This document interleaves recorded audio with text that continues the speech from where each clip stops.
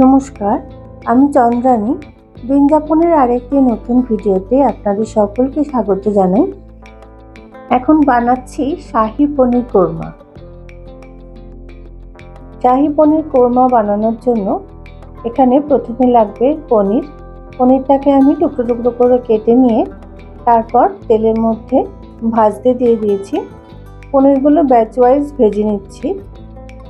পনিরটা হালকা লাল করে ভেজে তুলে নিলাম। এবারে ওই পনির ভাজা তেলের মধ্যে আমি দিয়ে দেব হাফ চামচ পরিমাণ শাহি জিরা আর দিয়ে দিচ্ছি গোটা গরম মশলা।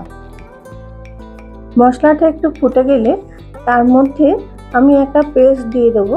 পেস্টটার মধ্যে আমি দিয়েছি পেঁয়াজ, আদা, রসুন, কাঁচা লঙ্কা আর অল্প পরিমাণ একটু কসুরি মেথি। এই দিয়ে একটা মিহি পেস্ট বানিয়ে নিয়ে ওটা কড়াইতে দিয়ে দিলাম।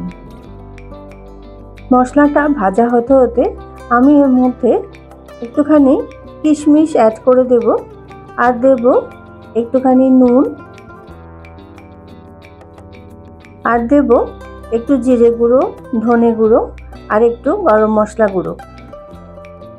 মশলাটা ভালো করে ভাজা ভাজা হয়ে এলে তার মধ্যে আগে থেকে পেস্ট করে রাখা কাজু বাদাম আর একটু অল্প করে টক দই একসাথে পেস্ট করে নিয়ে সেটা দিয়ে দেব।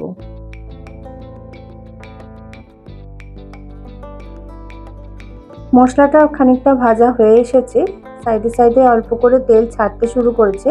এবার একটু সামান্য চিনির গুঁড়ো অ্যাড করে দেব।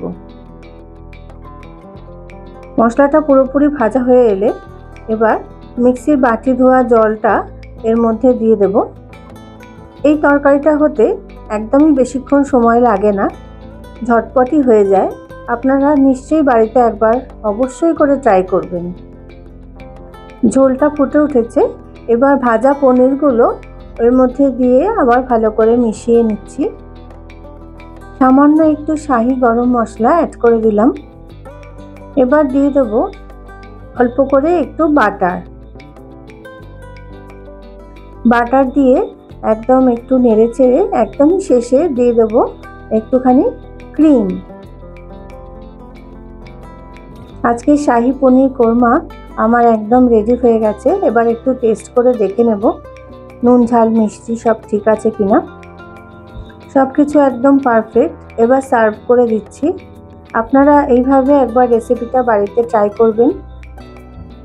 ভালো লাগলে অবশ্যই আমাকে কমেন্ট করে জানাবেন। শেয়ার এবং সাবস্ক্রাইব করতে একদমই ভুলবেন না। ধন্যবাদ সবাইকে।